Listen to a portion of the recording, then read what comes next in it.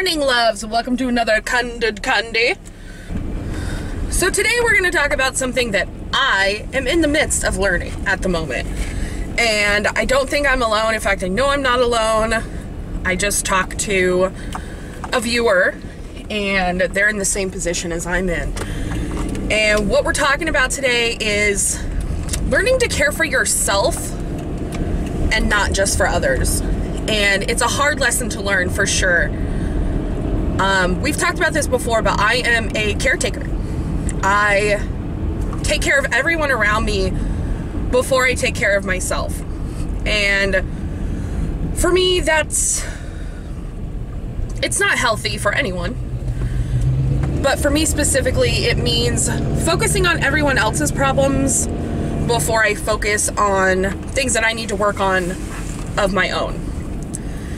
And that can include your health, your well-being, your, personal care, like your personal hygiene.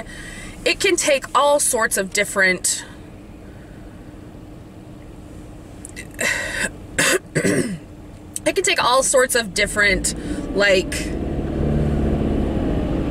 things. I can't think of the word that I'm trying to say, but it looks different for everyone. And for me, you guys know this, that I don't focus on my own health and my weight because I'm focused on everyone else. And so I avoid talking about my weight, and I avoid talking about losing weight and things like that because I'm so focused on everyone else. And it's a coping mechanism, I guess. I don't know. You guys know I've been in therapy and I'm on depression medication. And in the past few months, we've really been working on me not taking everyone else's problems on as my own. And that's especially important for me right now with Roger having some issues, so his unemployment's about to run out, and we have money in the savings, but he hasn't found a new job yet. And that's really stressing on me. And it shouldn't be, because we're not together. It's not my problem. And so I'm really working on being there to support him in an emotional way, but not taking that on myself and making myself feel that it's my problem. And like my mom just moved in with my sister. You guys know that. I told you that. She wants to find her own place because living at my sister's is only temporary. That was just a temporary solution. And so we're looking for a place where she feels safe and where she feels she can have the boys. Sorry, my throat is really phlegmy today. But we're working on a place where she can have her own space, feel safe, have the boys over, and feel like she's doing something for herself. And so we're working on trying to find her a place. And instead of me taking that on and doing it for her, I'm kind of forcing her to do it. And to me, it feels mean that I'm forcing her to do it because I know she doesn't like to do it. But again, it's one of those things where she needs to take care of the problem herself. I don't need to do it for her. And by me doing these things for these people, it's a detriment to them because they're not doing it on their own. And so it's bad for both of us. I hope that makes sense. That my therapist was explaining it to me as it's not good for either one of you because you're not focusing on what you need to focus on. They need to focus on their issue, and you need to focus on supporting them. And so that's what I'm trying to do right now, is to be a supportive person without taking control. And that's really what it is I care about people in my life, right? We all do. My mom, my sister, my nephews, Roger are some of the most important people in my life.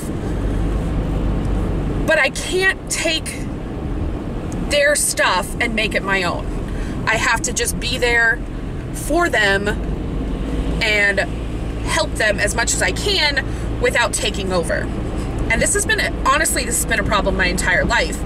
Even in like group projects in school, if my group wasn't like stepping up, they knew I would just do it. And it was the same in my marriage with Roger. He knew that if he ignored a problem long enough, that I would just do it myself. You know, we've talked about that. And so it's a thing that I want to change. And I deal with it with my boss because he's very forgetful.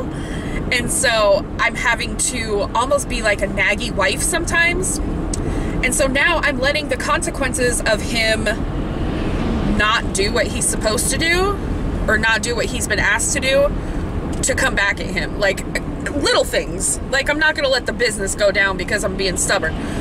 But like, he was asked to go get toilet paper for the shop.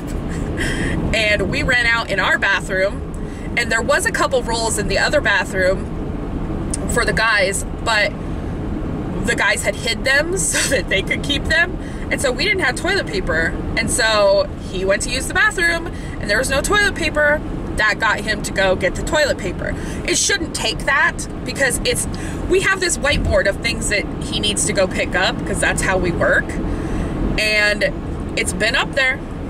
So his consequence was that he had to use paper towels. I mean, like, you know what I mean? It's just these like little things that I do to him at work to make him try to remember things better, hopefully. But that was all the time I had today, you guys. I was just driving to work, and it was something that I talked about in therapy yesterday. So I really wanted to like talk to you guys about it while it was fresh in my mind. So it's, again, it goes back to that you can't give from an empty cup. And when you're on like a flight and they tell you to put your air mask on before anyone else, you have to help yourself so that you can be there 100% for the people that you're trying to help. And if you're not there for them 100%, then you're not giving them your all, and you're not giving them exactly what they need. So that was all I wanted to talk about today. I hope that came across well for you guys. Thank you guys for watching. Don't forget to like, comment, share, subscribe. If you have any Candid Candy, you know, things that you want me to talk about, Nicholas just about choked me. Just leave them down below or email me. My email is in the description box. Or hit me up on Twitter, Instagram, Snapchat, Facebook. You know, I'm everywhere. I'm in all the pies, in all the social media pies. Yeah. Anyway, I'll talk to you guys later. I love you.